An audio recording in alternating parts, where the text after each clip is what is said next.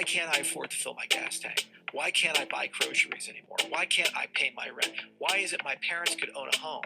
Why is it my grandparents could own a home, have 5 kids, 2 cars, and the wife stays at home? And I'm married. I have an advanced degree. My wife has an advanced degree, and I can't even afford rent with our combined income. What the hell is going on? They were blue-collar union people back in the day. You know, I always go back to The Simpsons. It's the most prescient show of all time. The real mind of The Simpsons is that was a show that started, I think it was 1988. Homer Simpson is an uneducated blue-collar worker, and he owns a home with 4 bedrooms, 2 cars. His wife stays at home, and he can afford 3 kids. Think about that. That's the real mind of that show, and that was commonplace in 1988. We all just, nobody looked at that like, what the heck is going on? And then you look at today. Can you have that kind of lifestyle on a blue-collar salary? No, that's inflation. As for the real rate of inflation, they rig the numbers. They say it's 5%, but let's cut oil out of that. Let's cut meat and poultry out of that. Let's let's take all the things you actually need in life. My brother lives in Gillette, Wyoming. He does a lot of real estate transactions. We would see trailers and modular homes go for $50,000, $75,000. Those same properties in Gillette are selling for $180,000 5 years later, from $50,000, and they tell me the inflation rate's only 5%. It's not a real number. Everybody is seeing it, they're feeling it real time, and wages are not going up. So they feel it. Why should the Fed cut at all? That's a great question. We talked about inflation being a little bit stickier than people expected, labor market being a little stickier than people expected. But these 3 rate cuts, they are also stickier than people expected. We heard from Powell, you heard from all the commentators. It's clear. January, February, bad inflation prints didn't happen. Not a problem. He still wants to ease, still wants to get consensus on the committee to ease. So why, Bonnie? Great question. 2 reasons.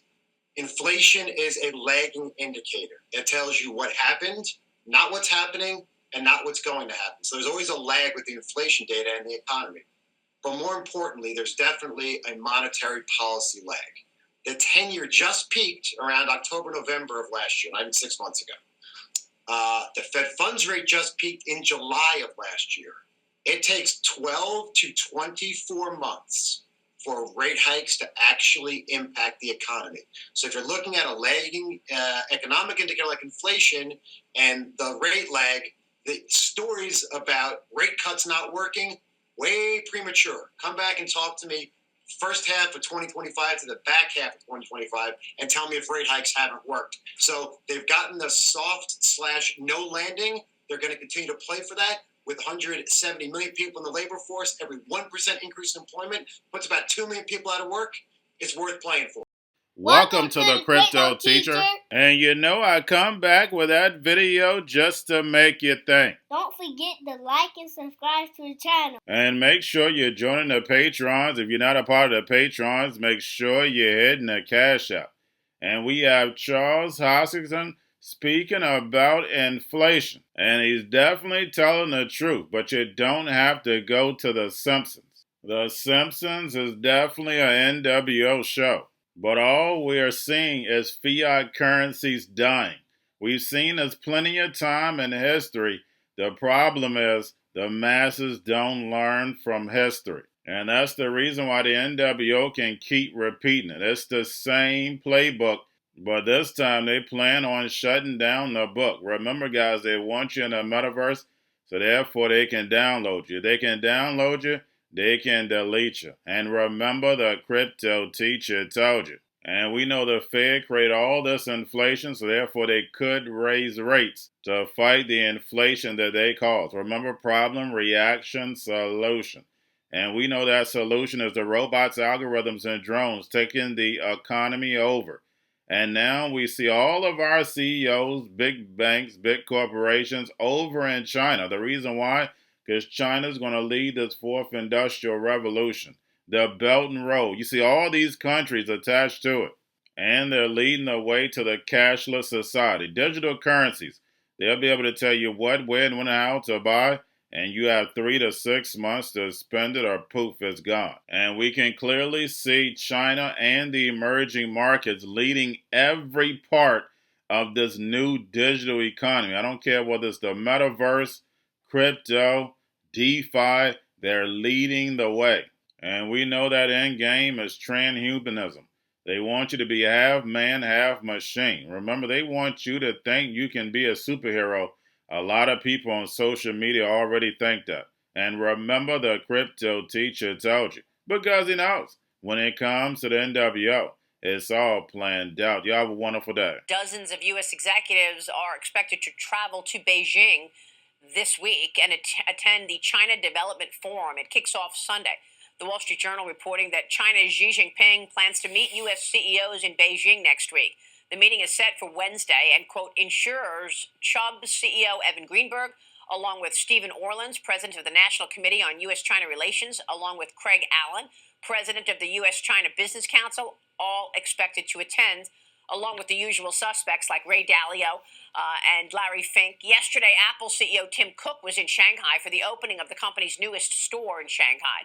Past year, I recognized that there are over a dozen conferences with the theme dedicated to AGI happening in China, and also there are more than 80 large language models, already existing within the year. As we all know, the new generation artificial intelligence development plan was initiated in 2017, which highlights the strategic focus on the AI advancements. For the year between 2018 and 2022, there are 850 AGI-related papers published, amazingly including the brain-machine interface in China. Chinese government has been actively funding the research efforts within the academic institutions, including the Tsinghua University and the Peking University, and Beijing is suggested as a hub for the AGI development. If we talk about China's quest for AGI, in my view, there are multi-path explorations. First of all, the explorations for cognitive sharing through brain-machine interface. It is a very advanced area in terms of neuroscience and how to incorporate the technology of AI to do that. And China initiated the China Brain Project in 2019, and it's a longer than 5-year project, and to advocate and also inspire such a related research. And also tech giants are competing in the arena of multimodality models since the rise of the ChatGPT. For the 2023 alone, Baidu's Ernie bot, Alibaba's M6, and also Tencent's multimodal research have caught a lot of attention and spotlights internationally. And these are the efforts that have been shown that China has been pursuing this large language models and the potential of it actively. There are AI startups flourished for the past year and a couple of years by leveraging the open source large language models. A lot of them are casting their power on the Meta's Llama, for example, the Kai-Fu Lee's new AI unicorn company, which is called 01.ai, and its large language model, E34B, which is a 34 billion parameter large language models fine-tuned on Meta's Llama. And it's been on the top of the leaderboard in terms of performance in Hugging Face. Robotics development is emphasized by the government. One example is the General Secretary Xi inspected this robot automation company, which shows a strong signal on the government's focus on robotics. And as many of you notice, a lot of competitive advantage for China also comes from data collections and usage. There are massive data sets to be labeled, examined, and analyzed in order to do that. Of course, there are some impacts on the global economic and the geopolitical. Couple decades now, with I guess 2.5 decades with the transhumanist community, and there's just been a lot of deep thinking in the transhumanist world about AGI, singularity, life extension, nanotechnology. What happens when machines take all the jobs? I mean, all these issues that are popping up in the media so often now, these have been churned over and over and over again and discussed from almost every possible direction in a global community of smart people over decades. I mean, I've been thinking about this since the 70s, some of the audience for even longer, but the organized transhumanist community has been thinking about it for a couple of decades also, and all that thinking won't go to waste. This has to infuse what actually unfolds over the coming years. And then there's also the consciousness research community, because while we don't have an agreed scientific understanding of what consciousness is or how it works, yet this is an incredibly critical part of what we're doing with AGI, right? I mean, we're building machines that in some form are aware of the world and that may well have whatever kind of consciousness people have, maybe even more. We're also affecting human consciousness in all sorts of ways, even before we get to something like a singularity, and quite radically so afterwards. So having people who have been deeply engaged with understanding human consciousness from various perspectives, scientific and experiential, personal and transpersonal, seemed important that the consciousness community becomes connected with all these other different communities of people. Going to a different economy, and we're going to be learning more about that as we go, but clearly we're learning that things can be done from remote locations. We're learning that technology can replace people even more than we thought. We're not going back to the same economy. We're recovering, but to a different economy, and it'll be one that is more leveraged to technology. And I worry that is going to make it even more difficult than it was for many workers.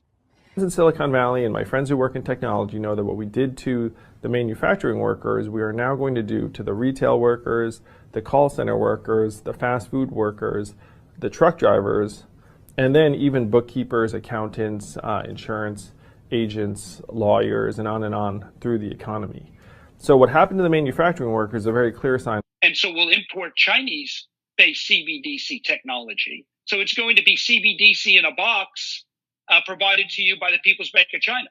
But every stock, every bond, every currency, every commodity, every piece of art, every private business, every piece of real estate will eventually be a token on a blockchain, an entry on a ledger, permanent and immutable. We will have truth instead of trust, and we will save over $7 trillion a year. 6 to 8% of global GDP is wasted by the friction of the trust industry that's necessary when you have dual entry accounting. With triple entry accounting, which is what a blockchain is, we get rid of all of that friction. It's a beautiful future. Like what you see in China and their social credit scoring systems, right? If we get identity wrong, it could be a tool to enslave humanity. And if we get it right, it could be a tool to liberate humanity. And as an American, I'm obviously rooting for the one that's on the side of freedom. Bitcoin is an international asset. And also, I do believe the role of crypto is, it's digitizing gold. I actually believe this technology is going to be very important. Look at it. We have been part of the huge revolution in investing through ETFs. We believe that ETFs will be changing the whole way we invest. Many people still use it as a means, people are investing it for indexing. No, the majority of people who are putting money in ETFs are active investors that are buying exposure. The entire bond market is being transformed as we talk right now. I believe the next generation for markets, the next generation for securities will be tokenization of securities. And if we could have that distributed ledger that we know every beneficial owner, every beneficial seller, we all have our code of who's buying, who's selling, instantaneous settlement. And think about it, it changes the whole ecosystem. Chinese bank ICBC has been hit by a ransomware attack, and the U.S. Treasury market, as a result of that, has been disrupted. This, according to the Financial Times. We're going to get more right now with Bloomberg's Shonali Bassick. Shonali, what do we know? Listen, we have the Financial Times now reporting that ICBC, one of China's largest banks here, was hit with a ransomware attack. And remember, they're a very significant intermediary in the Treasury market. The SIFMA has told its members that this has been part of the reason here that the system is kind of clogged up, if you will, during that auction that we saw a little bit before. The attack had prevented ICBC, according to the Financial Times, from settling Treasury trades on behalf of other market participants. A large executive at a major bank also telling the paper that such a large party on the fixed income clearing corp creates major concerns, potentially impacting the liquidity of Treasury markets. Now, it was not just a poor auction. It was absolutely lousy. And you know, when the dealers have to step in to save a Treasury auction, that's a rare occurrence. And very much a traditionalist. I like staying with the dollar. You know that from when I was there. It's make the dollar the choice. I hate when countries go off the dollar. I would not allow countries to go off the dollar, because when we lose that standard, that will be like losing a revolutionary war. That will be a hit to our country, just like losing a war. And we can't let that happen. And too many countries now are fighting to get off the dollar. And Cryptoteacher and the New World Order book, plus the 3 Kids books. It's time to re-educate. Also, new to cryptos, Coinbase, Bitrue, Binance. Do not forget book links and crypto links are in the description. The stock channel, guys. Don't forget to go like, subscribe, spread everywhere. You have your Kobo, your chip stocks, your banking, your gaming. While everybody's sitting at home, get home stocks, the Seaver, the biotech stocks. And while everybody's at home wishing they were still getting that free money, what are they doing? Drinking and smoking weed. Don't forget about those stocks, and you have a wonderful day. The most powerful person in the world is the storyteller. The storyteller sets the vision, values, and agenda of an entire generation to come. Steve Jobs. And guys, you know I truly believe in this. When you look at the New World Order, they're the storytellers. And that's the reason why I wrote my New World Order book. But guys, now it's time to change the current generation. And I wrote 3 kids books. You know I love the Trinity because I understand the power that's in it. So I have 3 books. We have an opportunity to change the generation, to educate. Not just me, but I want to show you that I take action on a daily basis. And I want you to take action on a daily basis. Whether it's your job, whether it's in your community, we have an opportunity right now to educate the masses. I posted this on my Twitter account. Please share, but this is a short clip of the 3 books. There's going to be a clothing line and action figures. Please get these books for your kids, nephews, cousins, friends, so therefore we can start the re-education now. Because as we see, the 4th Industrial Revolution foundation is definitely here. Robots, algorithms, drones, taking humanity out the picture. We have to re-educate. But let's get into the video. Part 1. King Joshua and Grandma Tam save the village. Part 2. King Joshua and Grandma Tam save New York from COVID 33. Part 3. King Joshua and Grandma Tam goes to China. It's mandatory to get part 1, part 2, and part 3 of this series. It's time to re-educate Generation Z.